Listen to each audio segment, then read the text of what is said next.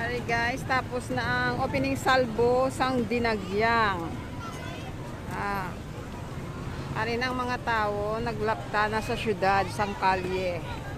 Ari na sa kalye. Ari na ako diri sa may Old Freedom Grandstand. Ito yung Freedom Grandstand, ang Old Freedom Grandstand. So ito yung Plaza Libertad.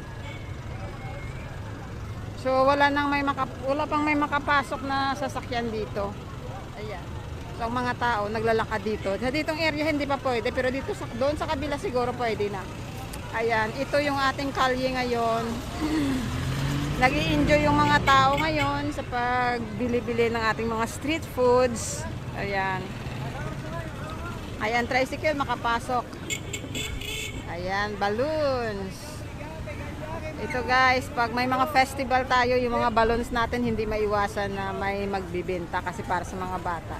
Ayan guys, nakikita natin yung mga tao naglalakad, nag-ikot-ikot dito sa kalye. Ayan. Pero ako pa uwi na ako, pahinga muna ako. Kasi kanina pa ako. After ng ng opening salvo Dinagyang, ako nakakain ng lunch ko kasi alanganin ako kanina, late ako. At saka ang dami kong inedit kahapon para i-post yung kasadyahan, hindi pa natapos, kaya ayun. Ang saya guys, ang saya. So pangalawang taon ko ito na ma-witness yung opening salvo.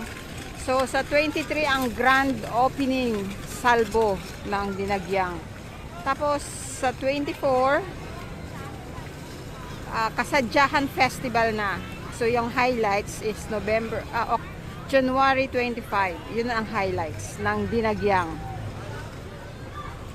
Ayan guys. So andito tayo sa GM Basa Street. Andito tayo sa GM Basa Street. Ayan. Yung building, Regent ito, dating sinihan. Since 1928 pala ito na build yung building na ito. Ay hindi siya pinalitan, ganun pa rin ang building. Sa pinipinturahan lang nila ni Rene Rubey. At saka may mga tenant sa loob, matagal na yan na walang sinihan dyan. Nalugi sila nung lumabas yung mga Betamax, mga CD, ayun. Ayan, nandito tayo. Balloon. Ayan. Yung ating traffic enforcer. Taxi. Saan galing itong taxi?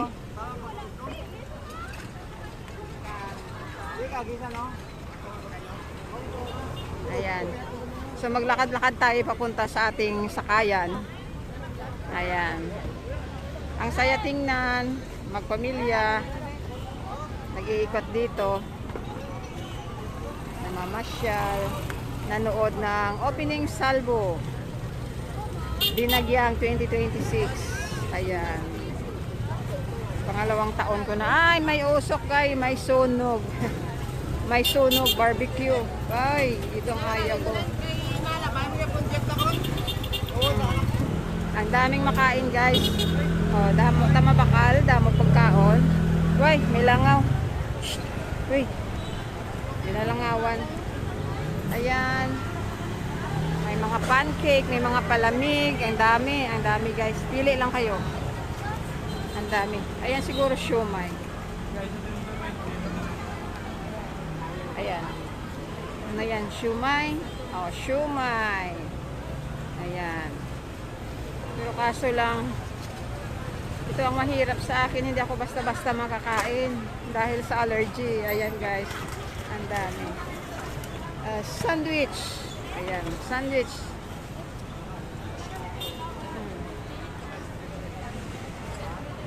So doon na tayo sa kabila. May ukay-ukay. Ayan, may ukay-ukay 100. Anong 100 long pants? May ukay-ukay dito sa kalye. Ukay-ukay.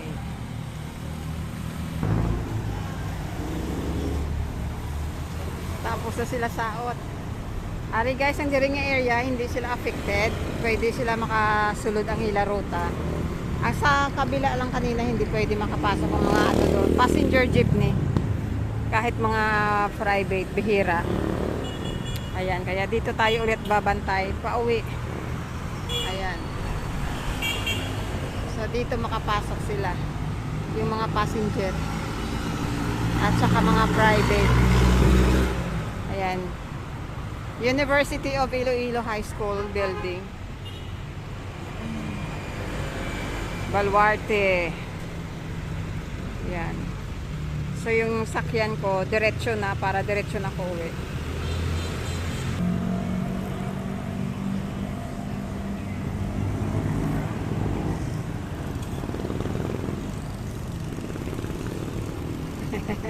Mga bata guys.